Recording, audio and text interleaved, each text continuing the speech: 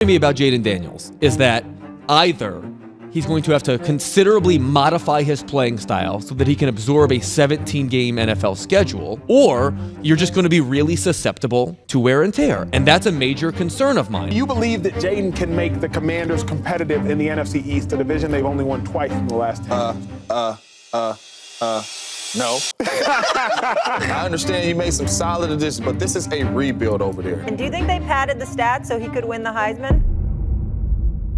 Once upon a time, the emergence of Arizona State's freshman Jayden Daniels had college football fans starting to pay attention. 5 years later, he finds himself winning the Heisman Trophy and being drafted second overall by the Washington Commanders. And once again, history repeats itself for the desperate Washington franchise, missing out on generational talent and settling for mediocrity at the most important position in the game. Jayden Daniels will be a bust in the NFL, and this is exactly why. Coming out of San Bernardino in California, Jayden Daniels was initially graded as a 4-star recruit and the #1 dual-threat quarterback in the country. Surprisingly, he chose Arizona State over both UCLA and USC and quickly earned the role as the program's Week 1 starter in his freshman year. That season, Daniels had a standout rookie campaign, throwing for 2,748 yards and 17 touchdowns with only 2 interceptions. In the shortened 2020 COVID season, Daniels played just 4 games. However, in 2021, he regressed, recording a lackluster 2,216 yards, 10 touchdowns, and 10 interceptions. Overall, he failed to show improvement and could not lift the performance of his teammates in that Sun Devil offense. The dude stayed so long in college that he was being propped up by Brandon Ayuk in this ASU offense. Look at this clip. This is Jayden Daniels throwing a ball to Brandon Ayuk against a Justin Herbert-led Oregon team. And without Ayuk in college, Daniels just wasn't the same at ASU. At the closure of that 2021 season, Daniels entered his name into the transfer portal, and Daniels looked for an opportunity to showcase his talents elsewhere. That Jayden Daniels posted a video saying, I'm gonna be here, I'm staying, I'm coming back this year. And that was, all of 2 months ago, but so much has changed since then because there's all kinds of turnover, the worst kind. Even more bad than turning it over in a football game is the kind of turnover going on behind the scenes at Arizona State. And it was that decision that helped him land at LSU, led by Brian Kelly. And this wasn't the first time that he had heard of Daniels or even seen him play, because he had noticed him when he was trying to recruit him actually to Notre Dame when he was coaching there as well. So when he got the head coaching job at LSU, he brought Jayden Daniels in to compete at quarterback. And when Daniels arrived at LSU, he was still around 170 pounds and had much to learn as a quarterback. Despite his new role with the Tigers, Jayden Daniels didn't immediately explode onto the scene though. He managed to just pass for over 2,500 yards and threw 15 touchdowns while surpassing 1,000 yards rushing for the first time in his college career.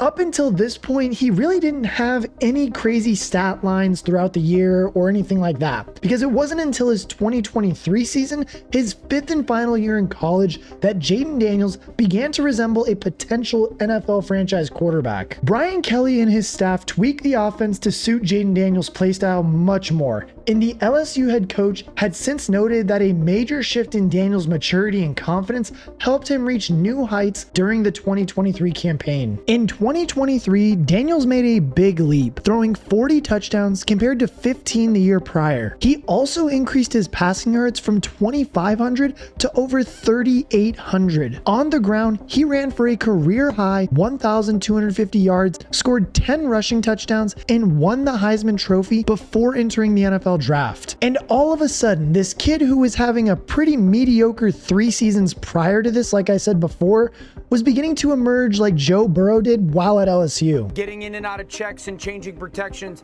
I would make the claim that that's Jayden Daniels, who has got a quicker and more lightning release. I would make the case that that's Jayden Daniels, who's a little bit more twitched up when it comes to fast hands. I would make the case that it's Jayden Daniels. I still think Caleb is really good in that. Who goes to the right place with the football on a consistent basis?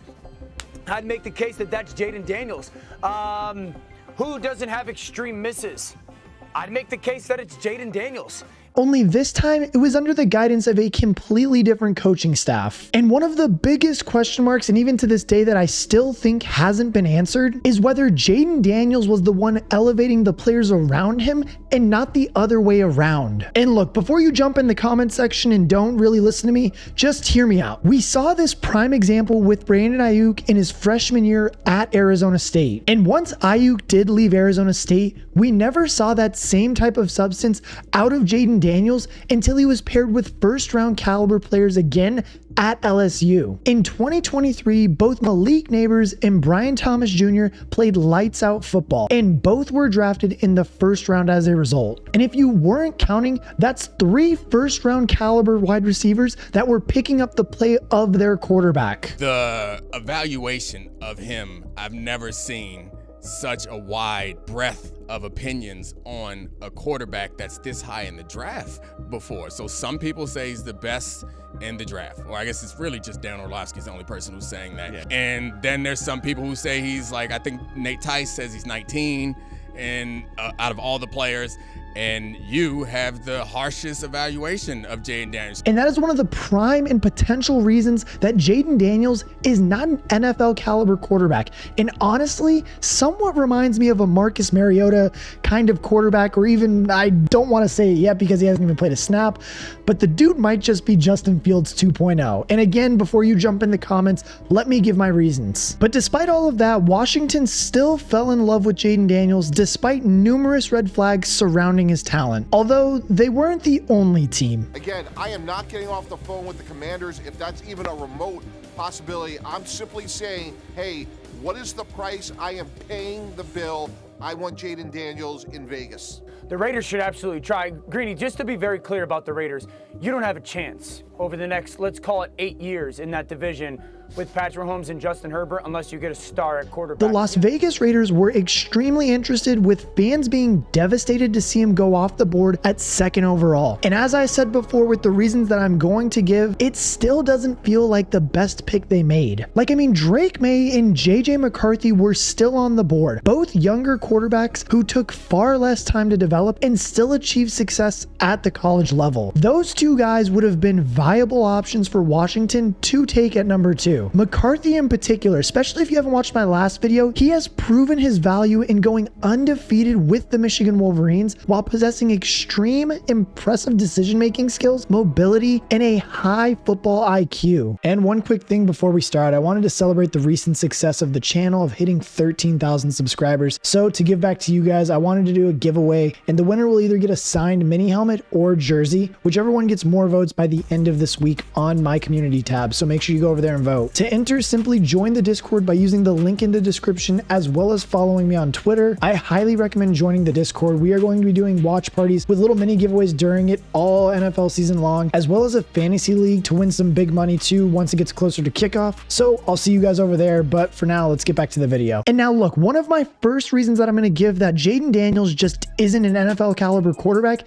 is because of the organization that he is joining, in that Washington has gone through a massive overhaul in the recent years. They're under a new name with new ownership via Josh Harris, and this past offseason hired Adam Peters as the new GM, with Dan Quinn as the team's head coach. Peters has spent the last several seasons in San Francisco, the last 4 of which he spent as the assistant GM to John Lynch, and is expected to do a great job in rebuilding the identity of the Commanders. Dan Quinn, primarily a defensive coach who helped the Atlanta Falcons to a Super Bowl in his previous head coaching role, was not at all interested in having Sam Howell run this offense. So with that being said, Howell was promptly traded to Seattle, and thus the new staff made a splash, or a big mistake, by selecting the Heisman winning quarterback out of LSU 2nd overall. And even when he was drafted, even Bill Belichick himself did have plenty of praise for Jayden Daniels. But between the lines of what Belichick did say, he had several warning signs of what might lie ahead with Jayden Daniels. I think for him, a lot of his throws come outside the numbers. He's very fast. He's an excellent runner and scrambler. I think he's going to have to learn to stay in the pocket and read coverages and throw the ball, but he's capable of doing that. And look, I agree with all of these things he said, and I'm going to go into more detail here too. Now, he noted that Daniels threw largely outside the numbers and as a scrambling quarterback often left the quarterback in hasty fashion. He then suggested that Daniels will need to learn to stay in the pocket and survey the field as a pro, as well as doing a better job of understanding coverages. With the ability that Daniels has to run, he's far from refined in doing so. Oftentimes, his speed allows him to get away with scrambling, but he far too often runs into trouble. And at his size, that is going to be a big problem in the NFL. And look, I know he bulked out a little since arriving at LSU. He weighed in at like 210 pounds ahead of the NFL draft, which is much more serviceable as a pro quarterback, but still just isn't what you want your quarterback to be at. That said, he is absolutely going to need to learn how to slide and when to slide, and to be smart in taking too many hits in the league. Because as we know with running quarterbacks, the one drawback to them is health and longevity. And he does keep drawing comparisons to Lamar Jackson, but again, if we're going to keep comparing him to Lamar Jackson, then we need to keep comparing his injuries too, because we've seen it in Lamar too, missing the postseason all too many times in his career already. Hell, I mean, even take Anthony Richardson, who is a whole 30 pounds heavier than Jayden Daniels. He played just 4 games before being forced out for the rest of the season with the Colts in 2023. And look, we've all seen the TikToks, we've all seen the videos. Daniels has taken some wicked hits in college, and you can only run into so many of those in the league at his size before you find yourself in a world of trouble or on a stretcher. And unfortunately for Washington fans, they've been in this exact scenario before, and I hate to say it, but I think history is about to repeat itself. As we all know, back in 2012, they had the 2nd overall pick, just as they did 12 years later in this draft in 2024. Only then,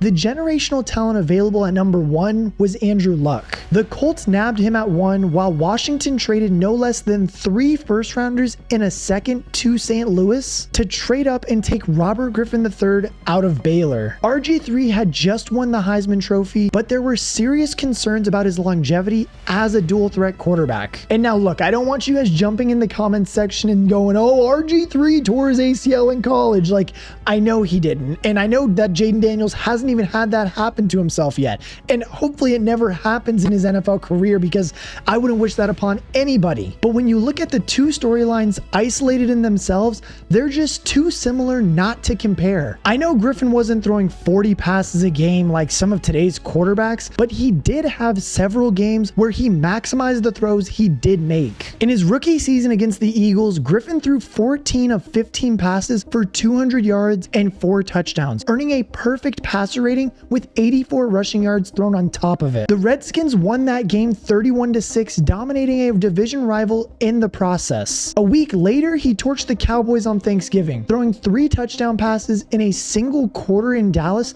as the Redskins emerged winners over a division rival once again. And on that day, RG3 barely needed to run, throwing for 304 passing yards and 4 touchdowns in the road win. He had 822 rushing yards in his rookie season, but no game was more exciting than the Week 6 38-26 win over the Minnesota Vikings, who were 4-1 at the time and one of the best looking teams in the league. It was considered RG3's breakout game and what put him on the map, going 17 of 22 for 182 yards and a touchdown, but most impressively 138 rushing yards and 2 touchdowns on the ground, including an outstanding 76-yard touchdown run in the 4th quarter of that game. Like, I mean, this was Robert Griffin III at his best. But sadly, as we all know, injuries did in fact quickly derail his pro career, and the 2012 season is the only real memory we have of his potential in the NFL. By his 3rd season, it was all over, and Washington will desperately want to avoid going through the same situation a second time. Like, I mean, missing out on Andrew Luck by 1 pick had to sting. Maybe they draft him and the Commanders would have won themselves a Super Bowl. And like, I mean, that wasn't the first time this happened. They also missed out on Joe Burrow